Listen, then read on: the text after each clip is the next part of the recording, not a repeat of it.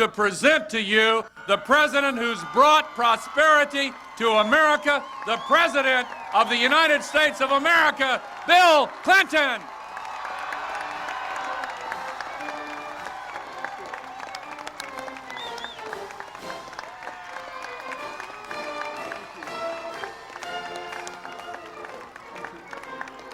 Thank you.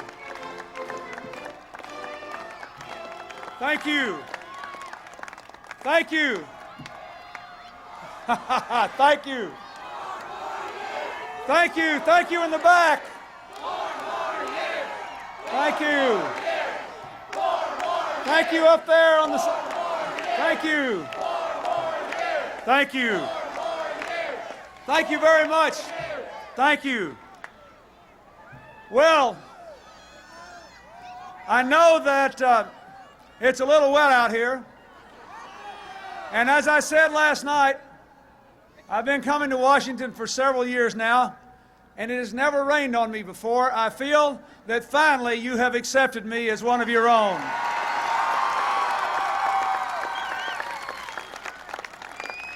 I want to thank you for coming out in such large numbers, and I can tell that a little rain has not dampened your spirits. Are you ready to fight for the next 6 weeks and 5 days?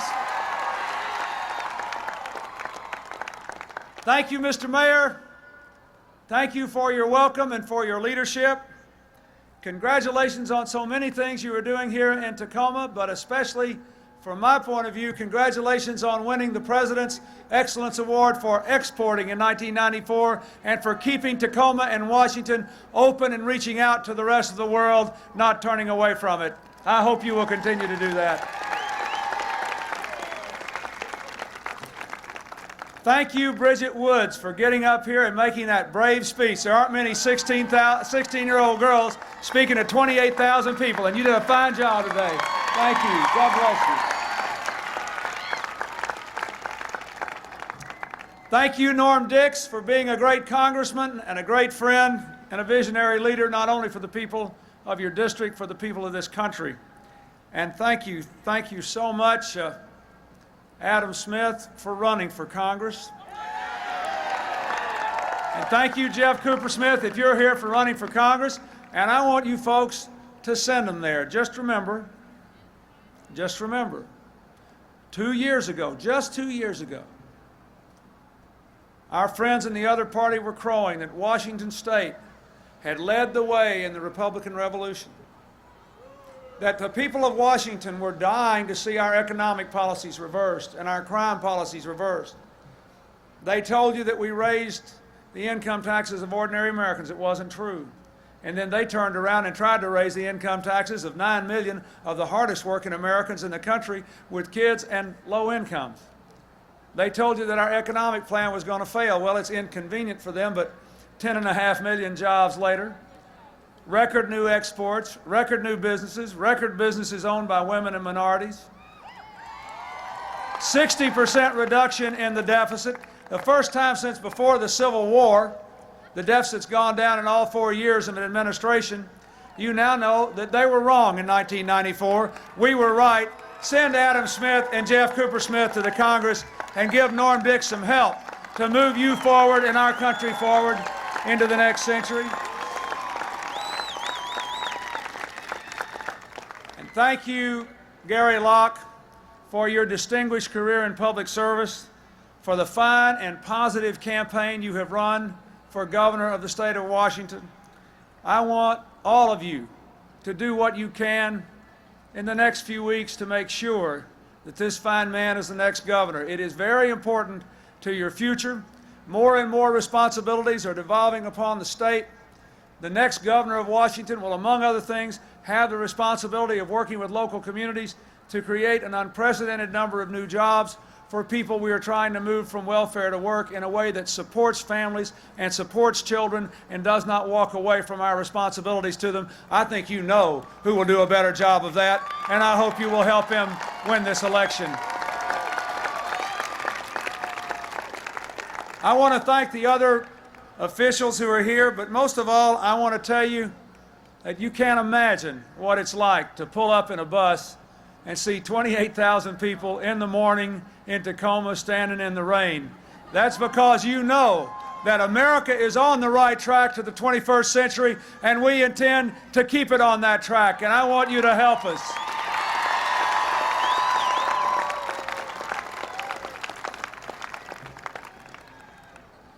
I have said before, let me say again, we are living at a moment of enormous possibility. The young people in this audience will have more chances to live out their dreams than any generation of Americans in history. If we build a bridge to the 21st century that opens opportunity for all, expects responsibility from all, and is big enough, broad enough, and strong enough for every American who is willing to work for it to go across, arm in arm, without regard to race or gender or income or where you start out in life or condition of disability. Everybody should be able to go across the American bridge to the 21st century. And that's what I'm asking you to help us build.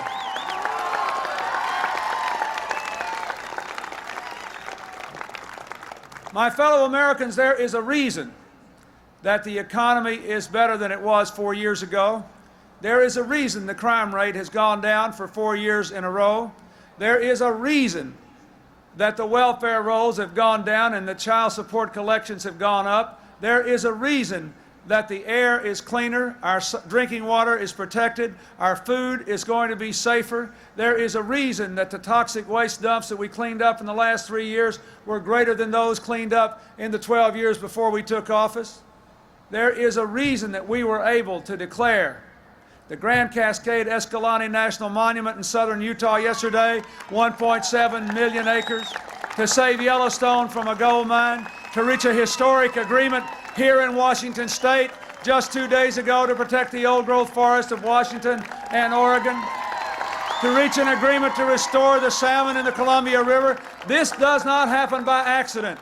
This happened because we replaced the old Washington politics of who can we blame and hot air with what are we going to do about it. Let's don't talk, let's roll up our sleeves, join hands, and actually do something to help the American people make the most of their own lives and to move forward. And that is what we propose to do. So I come here to Tacoma to ask you to help me build a bridge to the 21st century. A bridge that focuses first and foremost on making sure that every American has the chance to make the most of his or her own life, and that means world-class education. A bridge to the 21st century where, as the Vice President said, we hook up every classroom and every library and every school in the United States to the information superhighway, to the internet, to the World Wide Web, that we give all of our children for the first time in history, whether they're in the poorest urban districts, the most remote mountain districts, every single child at the first time in history will have access to the same information in the same time at the same quality as the children in the richest schools of America. We have never done it before. We can do it now. Will you help us build that bridge to the 21st century? I want to build a bridge to the 21st century where college is available to every American of any age who needs to go. We propose, first, to say people could save more in their individual retirement accounts, their IRAs, and then withdraw from it tax-free to pay for a college education. Second, that we want at least 2 years of education after high school and by the year 2000 to be just as universal as a high school diploma is today, and we propose to guarantee it by giving people a tax credit, a dollar-for-dollar reduction in the taxes for the typical cost of community college tuition in this country. And third, that we propose to give a tax deduction of up to $10,000 a year for the cost of any college tuition, undergraduate, graduate, for people who are young or middle-aged or old. Let's do that and build a bridge we can all walk across to the 21st century. Will you help us build that bridge? The second thing we have to do is to keep this economy growing. That means we do have to continue to bring the deficit down and balance the budget, because that means low interest rates, lower car payments, mortgage payments, lower payments for businesses who have to borrow money to create jobs, lower home payments. But we have to do it in a way that honors our obligations to each other and to our future.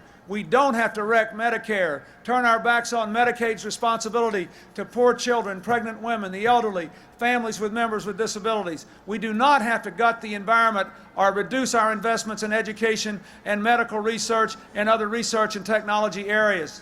Let me tell you, folks, that Washington State has led the way in reaching out to the rest of the world with exports and in developing a diversified high-tech economy.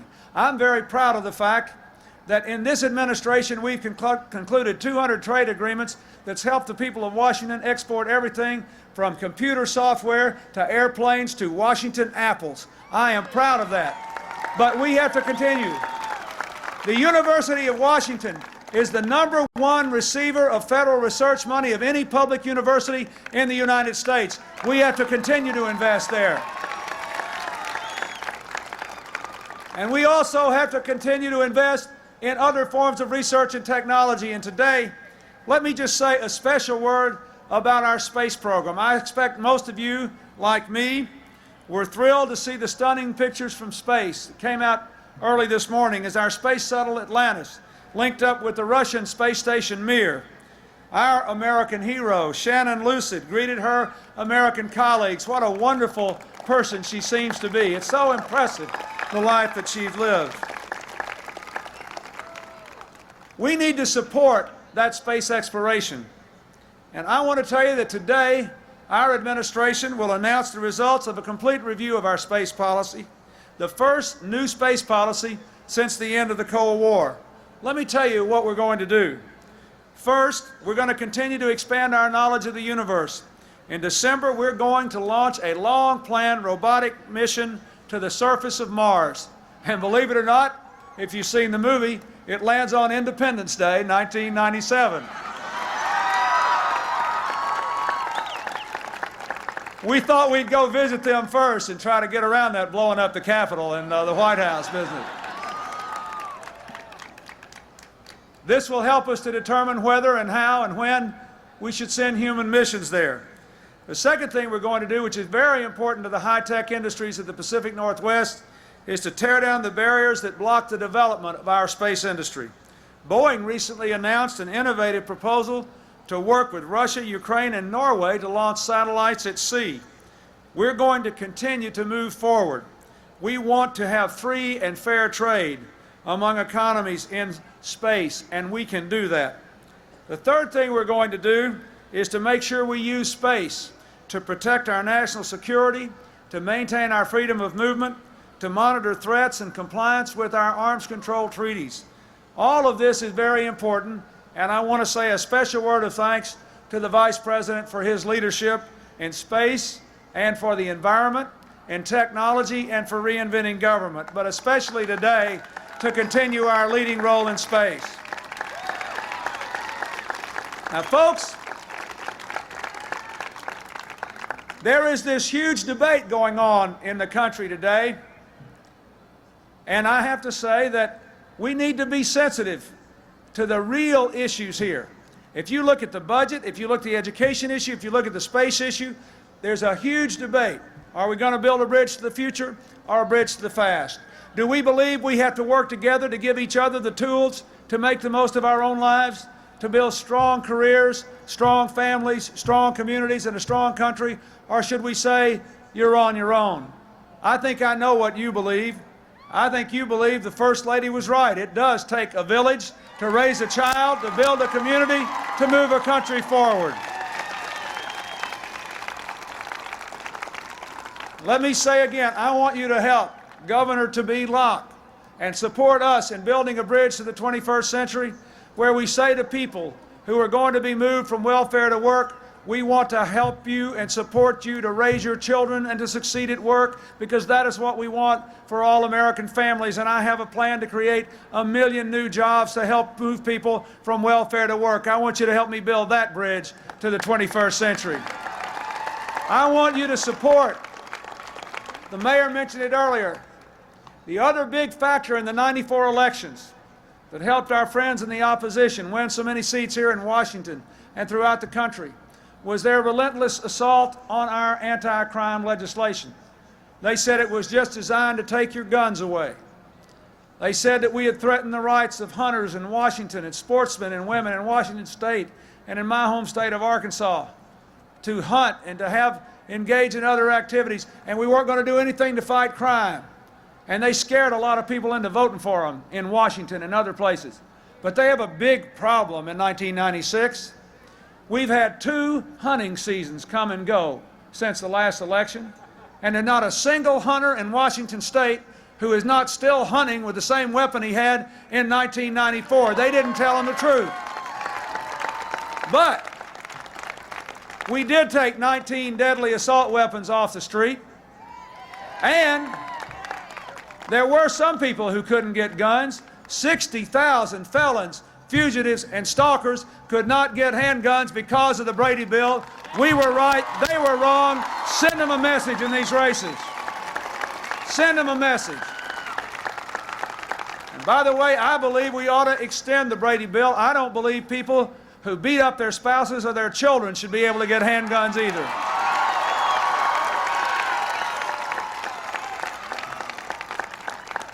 I want to build a bridge to the 21st century that we can all walk across together. We ought to be supporting our families. Hillary and Tipper and the Vice President and I, in our different ways, we tried hard to help families raise their kids and succeed at work. We've worked hard to protect our children from the dangers of advertising, distribution, and sales of tobacco. We've worked hard to increase safe and drug-free schools programs, to support people at the community level who are doing everything they can to keep our young people out of trouble. We've worked hard with the entertainment industry to put the V-chip in televisions and to get TV programs rated and to bring more educational programming back to primetime television. We are working hard for the family and medical leave law, which has now given 12 million American families the chance to take a little time off from work for the birth of a baby or a parent's illness without losing their jobs. These are important. And if you give us 4 more years, we want to expand family and medical leave to say you can have a little time off to go to a regular parent-teacher appointment or a regular doctor's appointment with your children and still keep your job. It's been good for the economy. We have record numbers of new businesses, over 10 million jobs. It's good for America when people can succeed in taking care of their family members and succeed at work. And finally, let me say we have to continue our work to preserve our environment. There are still 10 million American children who live within 4 miles of a toxic waste dump. If you give us 4 more years, we'll close 500 more, so our kids will be growing up next to parks, not poison. Will you help us build that bridge to the 21st century? Will you ignore the rain for 6 more weeks and 5 more days and ask your friends and neighbors to support us and to build a bridge to the future? Thank you, Tacoma. Don't lose your energy. Don't lose your enthusiasm. Bear down. We need you. God bless you.